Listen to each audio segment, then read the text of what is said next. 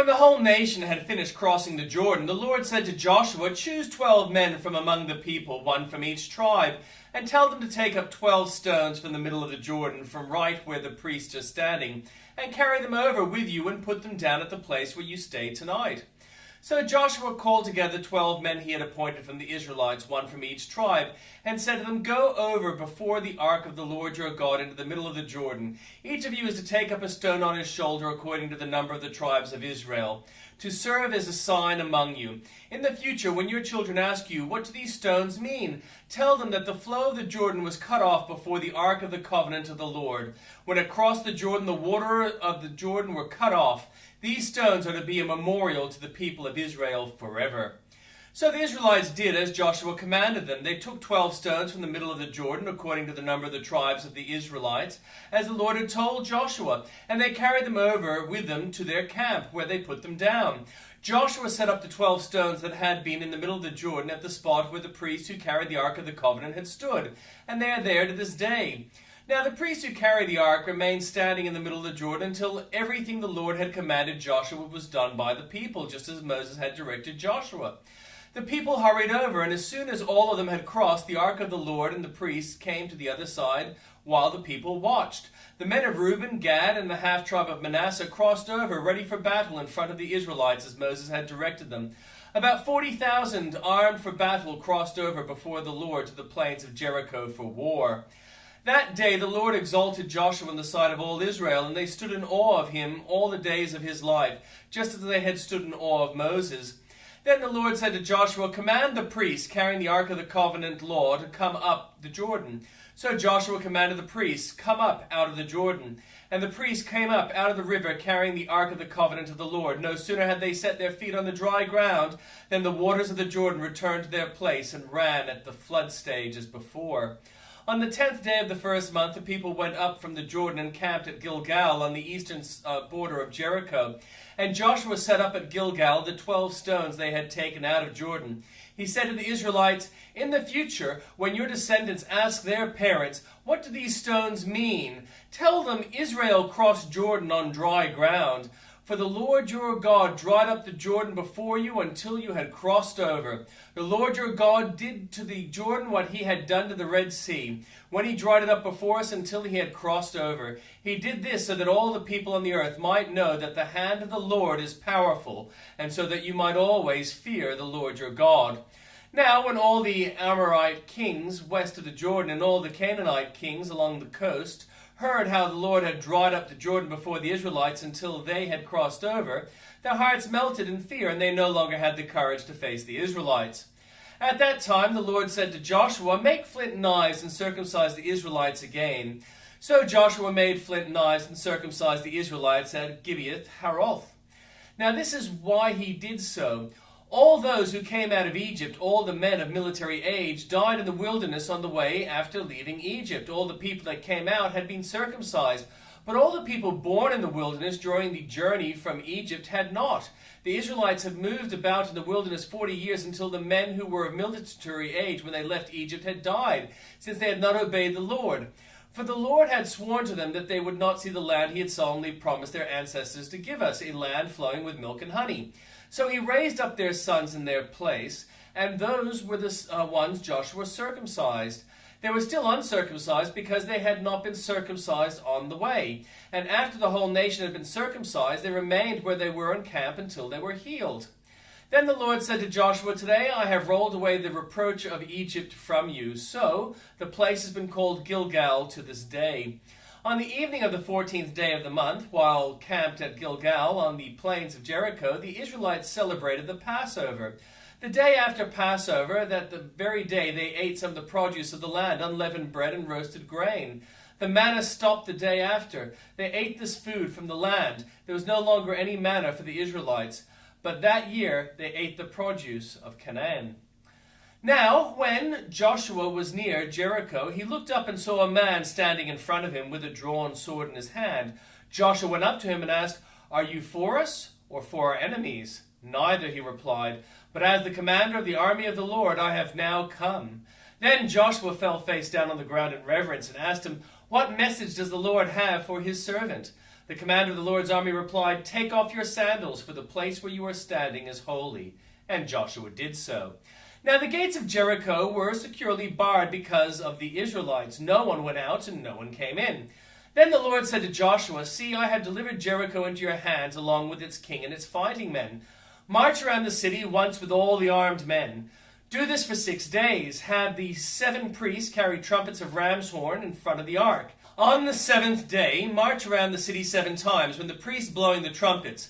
When you hear them sound a long blast on the trumpets, have the whole army give a loud shout. Then the wall of the city will collapse and the army will go up, everyone straight in." So Joshua, son of Nun, called the priests and said to them, "Take up the ark of the covenant of the Lord and have the priests carry trumpets in front of it." And he ordered the army, "Advance, march around the city with an armed guard going ahead of the ark of the Lord."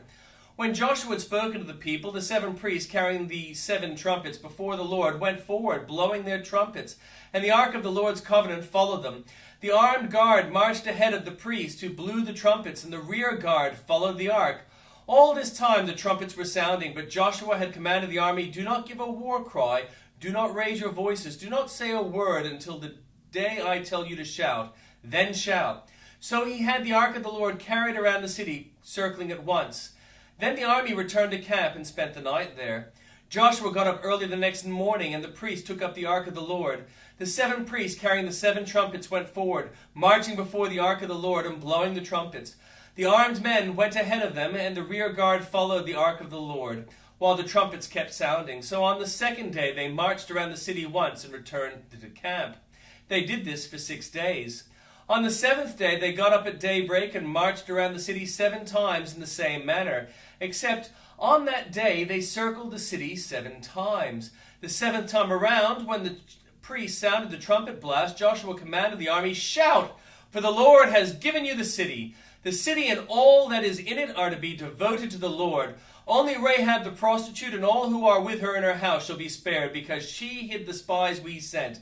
But keep away from the devoted things, so that you will not bring about your own destruction by taking any of them. Otherwise you will make the camp of Israel liable to the destruction and bring trouble on it.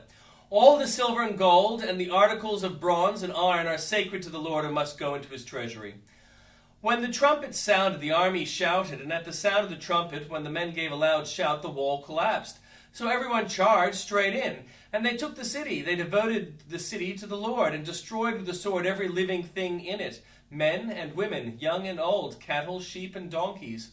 Joshua said to the 2 men who had spied out the land, "Go into the prostitute's house and bring her out and all who belong to her, in accordance with your oath to her." So the young men who had done the spying went in and brought out Rahab, her family, her father, her mother, her brothers and sisters, and all who belonged to her. They brought out her entire family and put them in a place outside the camp of Israel. Then they burned the whole city and everything in it, but they put the silver and gold and the articles of bronze and iron into the treasury of the Lord's house. But Joshua spared Rahab the prostitute with her family and all who belonged to her, because she hid the men Joshua had sent as spies to Jericho, and she lives among the Israelites to this day. At that time Joshua pronounced this solemn oath, "Cursed before the Lord is the one who undertakes to rebuild this city Jericho. At the cost of his firstborn son he will lay its foundations. At the cost of his youngest he will set up its gates." So the Lord was with Joshua, and his fame spread throughout the land. And the New Testament reading.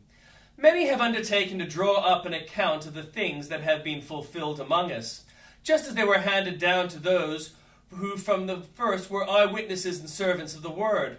With this in mind, since I myself have carefully investigated everything from the beginning, I too decided to write an orderly account for you, most excellent Theophilus, so that you may know the certainty of the things that you have been taught. In the time of Herod, king of Judea, there was a priest named Zechariah, who belonged to the priestly division of Abijah. His wife Elizabeth was also a descendant of Aaron. Both of them were righteous in the sight of God, observing all the Lord's commands and decrees blamelessly. But they were childless because Elizabeth was not able to conceive, and they were both very old. Once, when Zechariah's division was on duty, he was serving as priest before God. He was chosen by lot, according to the custom of the priesthood, to go into the temple of the Lord and burn incense. And when the time for the burning of incense came, all the assembled worshippers were praying outside. Then an angel of the Lord appeared to him, standing at the right side of the altar of incense. When Zechariah saw him, he was startled and was gripped with fear. But the angel said to him, "Do not be afraid, Zechariah. Your prayer has been heard. Your wife Elizabeth will bear you a son, and you are to call him John. He will be a joy and delight to you, and many will rejoice because of his birth. For he will be great in the sight of the Lord. He is never to take wine or other fermented drink, and he will be filled with the Holy Spirit even before he is born. He will bring back many of the people of Israel to the Lord their God, and he will go on before the Lord in the spirit of the power of Elijah, to turn the hearts of the parents to their children and the disobedient to the wisdom of the righteousness, to make ready a people prepared for the Lord." Zechariah asked the angel, "How can I be sure of this? I am an old man, and my wife is well along in years." The angel said to him, "I am Gabriel. I stand in the presence of God, and I have been sent to speak to you and to tell you this good news. And now you will be silent and not able to speak until the day this happens, because you did not believe my words, which will come true at the appointed time."